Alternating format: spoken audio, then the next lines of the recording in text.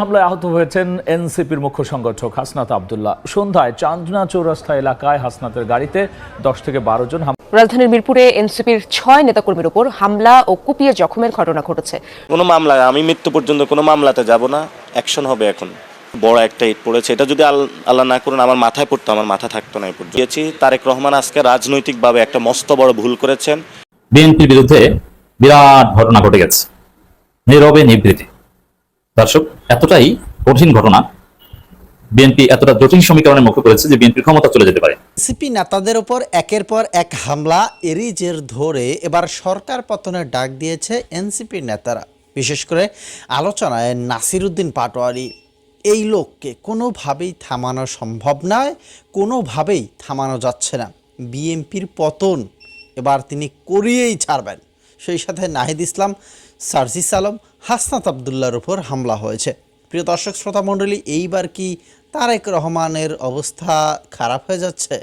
চলেন একটু বিস্তারিত ভিডিও চিত্র আপনাদের দেখাবো। যেই ভিডিওটা দেখলে পরেই আপনারা নিশ্চিত হয়ে যাবেন আগামী দিনের বিএনপির ভবিষ্যৎ কি হতে যাচ্ছে। একটা প্রোগ্রাম ছিল, শেষ প্রোগ্রামটা ছিল জৈন্তাপুরে, সিলেটের জৈন্তাপুরে। আলহামদুলিল্লাহ প্রোগ্রামে অনেক লোক হয়েছে, এত সন্ত্রাসের পরেও। আমি স্টেজ থেকে নেমে 2-3 মিনিট গাড়ি ক্রস করার পরে বিকট একটা সাউন্ড হলো। প্রথমে আমি দেখলাম আমার সাথে যে ছিল তার হাত রক্তাক্ত, পরে দেখি আমিও ব্যথা অনুভব করলাম। দেখেন এই যে পুরা ইটের দাগটা হলো, এখানে হলো একদম হলো এখন ইটের দাগটা হলো লেগে আছে, পুরো গ্লাসটা ভেঙে গিয়েছে, বড় একটা ইট পড়েছে। এটা যদি আল্লাহ না করুন আমার মাথায় পড়তো, আমার মাথা থাকতো না এই পর্যন্ত। আজকে ইশরাক সাহেব একটা উস্কানি দিয়েছে ঢাকায়, এর আগে রাশেদ খান পার্সোনাল সেক্রেটারি প্রধানমন্ত্রী নিয়োগ দিয়ে উস্কানি দিয়েছে। তো আমি জীবন নিয়ে শঙ্কা বোধ করছি, আমি নিরাপদ নয়। তবে আমি আমার সংগঠনকে বলে দিয়েছি, তারেক রহমান আজকে রাজনৈতিকভাবে একটা মস্ত বড় ভুল করেছেন। শেখ হাসিনা আমাকে রিমান্ডে নিয়েছিল, আমি সব কিছু পড়াশোনা ক্যারিয়ার বাদ দিয়ে শেখ হাসিনাকে বাংলাদেশ থেকে খেদাইছি। কালার এক্সপার্ট ডার্ক স্যাপ এবং মাইল্ড অন হ্যান্ডস টেকনোলজি সমৃদ্ধ অরিক্স অ্যাডভান্স ডিটারজেন্ট পাউডার আপনার লন্ড্রি এক্সপার্ট। আজকে তারেক রহমান আপনি মস্ত বড় ভুল করেছেন, এর জন্য আপনার কাফফারা দিতে হবে। এমন কাফফারা দিতে হবে যে কাফফারা আপনি কতক্ষণে এক্সপেক্ট করেন না। আপনি আমার পার্সোনাল রক্ত ঝরাইছেন, আপনি আমার বয়সে বড় হবেন, ছোট ভাইয়ের রক্তের প্রতিশোধ নিবে। এবং ইনশাআল্লাহ বাংলাদেশে আপনার থেকে আমি পার্সোনালি এটা বললাম, আপনার থেকে ইনশাআল্লাহ আমি রক্তের প্রতিশোধ নিব। অবশ্যই চ্যালেঞ্জ, আমার রক্ত জড়াবে, আমি কি বসে বসে আঙ্গুল চুষবো নাকি? আমাদের প্রত্যেকটা অ্যাটাকে তো বিএনপি করতেছে, প্রত্যেকটা জায়গায় অ্যাটাক বিএনপি করতেছে। এখানে যিনি মন্ত্রী আছেন, যার আসনে গিয়েছিলেন আরিফ ভাই, ওনাকেও আমরা বলেছি, পুলিশ সর্বোচ্চ চেষ্টা করেছে। আমি আগেও সালাউদ্দিন সাহেবকে বলেছিলাম আমার জীবন বিপন্ন, আমার নিরাপত্তা প্রয়োজন। উনি বলছে না, নিরাপত্তা দেওয়া যাবে না।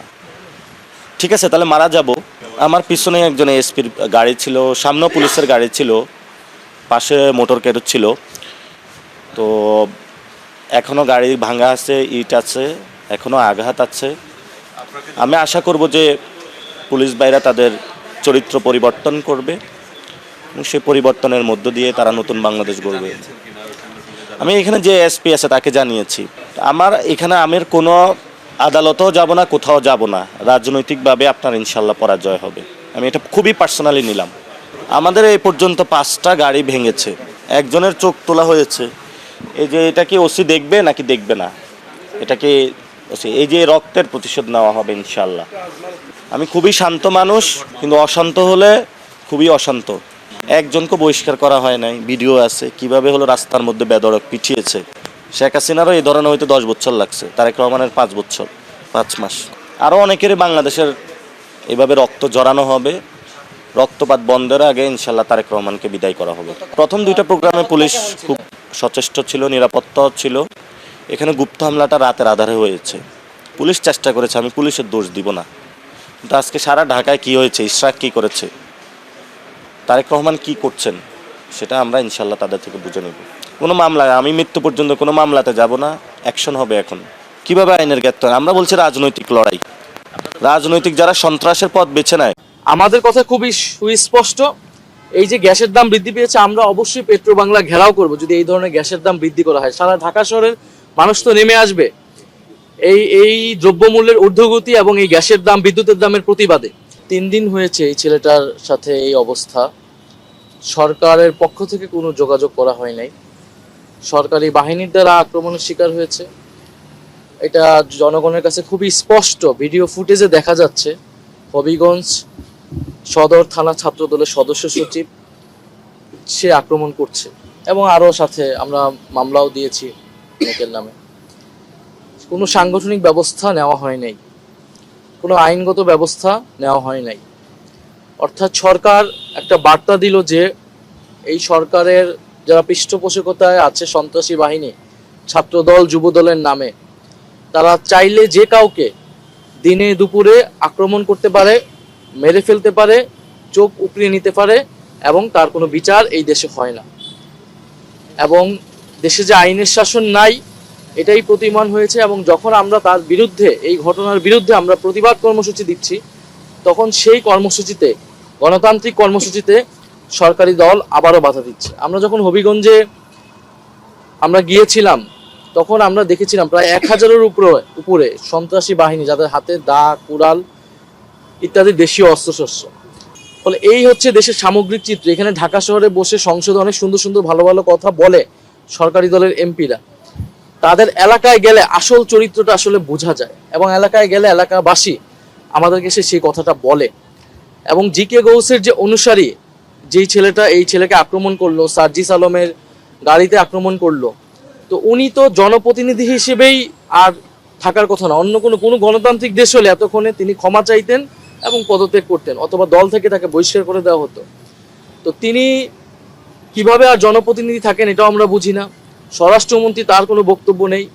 প্রধানমন্ত্রী তিনি স্কুলের বাচ্চাদের তার অফিসে ডেকে এনে ছবি তুলছে, সেলফি তুলতেছে।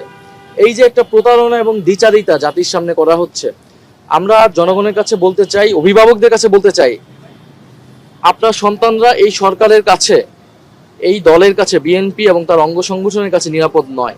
সারা বাংলাদেশে এনসিপি, ছাত্রশক্তি, যুবশক্তির কর্মসূচিগুলোতে বাধা দিচ্ছে, আক্রমণ করছে।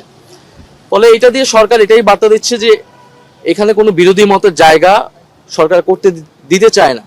বলতে চায় যে এই সরকার যদি মনে করে এইভাবে তারা 5 বছর অতিক্রম করবে, এই সুযোগে সরকারকে এটা দেওয়া হবে না।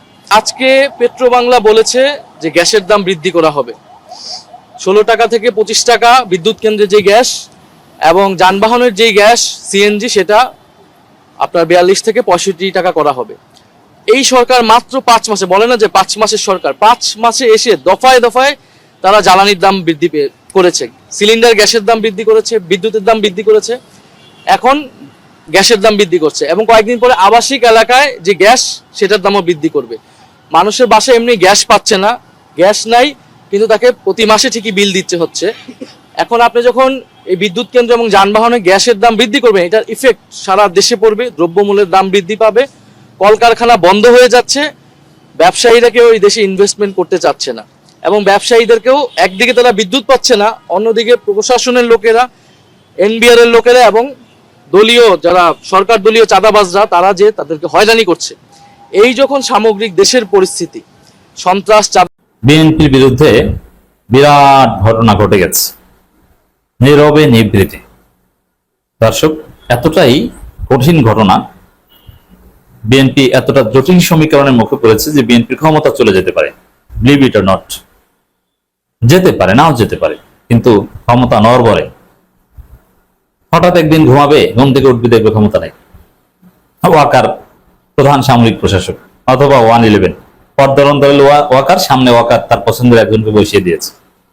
আপনি কল্পনাও করতে পারবেন না, সে আয়োজন চলছে, 111 আয়োজন চলছে, ষড়যন্ত্র চলছে। সমীকরণটা কি দেখেন, 7 জিওগোর বাংলাদেশে এসেছে, পররাষ্ট্রমন্ত্রীর সাথে মিটিং করেছে, খলিল রহমানের সাথে দীর্ঘ আলোচনা হয়েছে। কিন্তু ইন্টারেস্টিং দেখেন, অতীতে এই 7 জিওগোর বর্তমানে যে পোস্টে আছে, ওই পোস্টে ছিলেন এক সময় ডোনাল্ড লু, কাছাকাছি পোস্ট। অবশ্য এখন পল কাপুরও আছেন। এই 7 জিওগোর একই সাথে ভারতের রাষ্ট্রদূত প্লাস ট্রাম্পের বিশেষ দূত, মধ্য দক্ষিণ এশিয়া বিষয়ক বিশেষ দূত, আবার সহকারী পররাষ্ট্রমন্ত্রী, এটা আলাদা, আঞ্চলিক। তো এই ডোনাল্ড লু টাইপের, অতীতে ডোনাল্ড লু কিংবা পিটার হাস, এরা যদি বাংলাদেশে, তো পিটার হাস থাকতেন, কোথাও যেতেন বা ডোনাল্ড লু আসলে পুরো মিডিয়া, পুরো বাংলাদেশের দৃষ্টি ছিল সেদিকে। আমরা যারা আলোচনা করতাম রাজনীতিতে কোন বিষয় নিয়ে আলোচনা হবে হবে না, এই সব কিছু সেট করে দিতাম আমরা। কিন্তু এবং সব টকশো অনলাইন টকশো সবকিছু আলোচ্য বিষয় ছিল ডোনাল্ড লু। পিটার হাসের নাম জানতো না এমন কোন লোক নেই। কিন্তু পররাষ্ট্রমন্ত্রীর সাথে সাহায্য করে সে বৈঠক করলেন, বাংলাদেশের কোন গণমাধ্যমে এটা খুঁজে পাবেন না। ছবিও খুঁজে পাওয়া যায়, আমি অনেক খুঁজেছি, অনেক কষ্ট করে কিছু নিউজ পেয়েছি। এর মানে বিএনপির যে শক্তি গণমাধ্যম নিয়ন্ত্রণের, এই শক্তি ব্যবহার করে সাহায্য করে নিউজ বাংলাদেশ থেকে ব্ল্যাক আউট করে দেওয়ার একটা চেষ্টা করছে। তারপরেও কিছু নিউজ আছে, কোন টেলিভিশন চ্যানেল বা মূলধার টেলিভিশন চ্যানেলে ওটা আলোচনা নাই। এর মানে it's unpleasant for BNP, that's why BNP এটাকে ব্ল্যাক আউট করার চেষ্টা করছে। যদি সাহায্য করে সফরটা প্লেজেন্ট হতো বিএনপির জন্য, তাহলে এটা প্রচার করতো বা এটার উপর নিষেধাজ্ঞা আরোপ করতো না। বিএনপি কি পারে সেটা তো দেখেছেন, যেমন বিএনপির এক প্রতিমন্ত্রী আকাম করতে যে কট খেয়েছেন, ভিডিও ভাইরাল হয়েছে, সেই ভিডিও নিয়ে এখন কোনো আলোচনা নেই। সেটা সমস্ত গণমাধ্যম দিয়ে রিপোর্ট করিয়েছে বিএনপি যে ওটা এআই দিয়ে তৈরি। সব গণমাধ্যম রিপোর্ট করেছে এআই দিয়ে তৈরি। যখন প্রমাণিত হলো যে ওটা এআই না, এখন ওটা নিয়ে আর কোনো কথা নেই। তো দর্শক, তো সাবজিওগরের বিষয়টা এরকম যে বিএনপি ব্ল্যাক আউট করে দিয়েছে। আবার কোথাও কিছু নিউজ যেটা আমরা পেয়েছি, পররাষ্ট্রমন্ত্রী ডক্টর খলিল রহমানকে প্রশ্ন করা হয়েছে, তিনি শুধু রেগে যান যে ভাই এই বিষয়ে আলোচনা হয়েছে না, এই বিষয়ে আলোচনা হয়েছে না। যেমন চীন ইকোনমিক করিডোর চাই, এই বিষয়ে আলোচনা হয়েছে না। তাহলে কি আলোচনা হয়েছে? আওয়ামী লীগ ফেরা বা শেখ হাসিনা ফেরা বা এগুলো নিয়ে কোনো আলোচনা হয়েছে না। কি আলোচনা হয়েছে কিছুই বলতে পারছি না। রহস্যজনক নীরবতা। এবং আসলে সার্জিওর কি অ্যাসাইনমেন্ট নিয়ে এসেছেন ট্রাম্পের পক্ষ থেকে? আমি বলি, ট্রাম্পের পক্ষ থেকে মূল অ্যাসাইনমেন্ট হচ্ছে যে ইউনুসকে রাষ্ট্রপতি বানাও। যদি ইউনুসকে রাষ্ট্রপতি না বানাও, তাহলে 111 অপেক্ষা করো, তোমার ক্ষমতা থাকবে না। এটা তো সরাসরি এইভাবে বলে না, কিন্তু মূল এসেন্স হচ্ছে এটা। 111 ঘটনার একটা ষড়যন্ত্র নিয়ে এসেছে সার্জিওর, এবং এই ষড়যন্ত্রে ভারত ইসরায়েল জড়িত।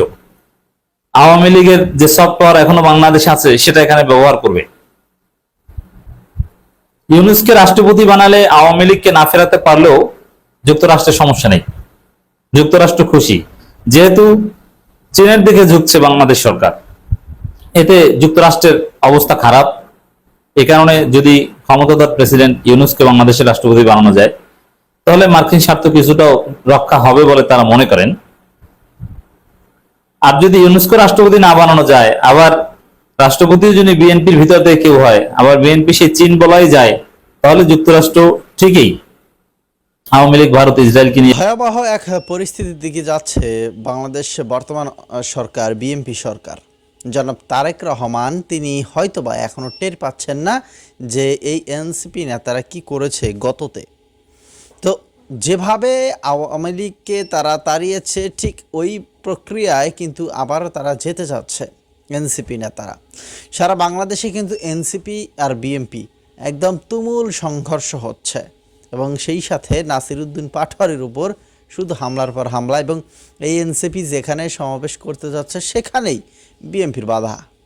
বিএনপি কোনোভাবেই এনসিপিকে তারা সমাবেশ করতে দিচ্ছে না। এক পর্যায়ে এনসিপি নেতাকর্মীরা বলছিলই তো যে এই শেখ হাসিনা এবং এই জনাব তারেক রহমান তাদের মধ্যে কোনো পার্থক্য নেই, বরং আরও এইটা দেখলে বোঝা যায় যে এর থেকে মনে হয় যে হাসিনাই ভালো ছিল। তার মানে কি যে বিশেষ কিছু একটা ঘটতে যাচ্ছে সামনে আগামী দিনগুলোতে। দর্শক মণ্ডলী, অবশ্যই আপনাদের কোনো মন্তব্য থাকলে লিখবেন এই কমেন্ট বক্সে। দেখেছি আমরা হবিগঞ্জে মার খাইলো যারা, মামলা করলো তারা, হয়ে গেল না কেসটা এরকম। সো লিখবেন কি করতে যাচ্ছে এনসিপি এবং নাসিরউদ্দিন পাটোয়ারি সহ যারা রয়েছে, দেখতে চাই আমরা। ধন্যবাদ সকলকে, দেখা হচ্ছে অবশ্যই পরবর্তী নতুন কোনো ভিডিওতে।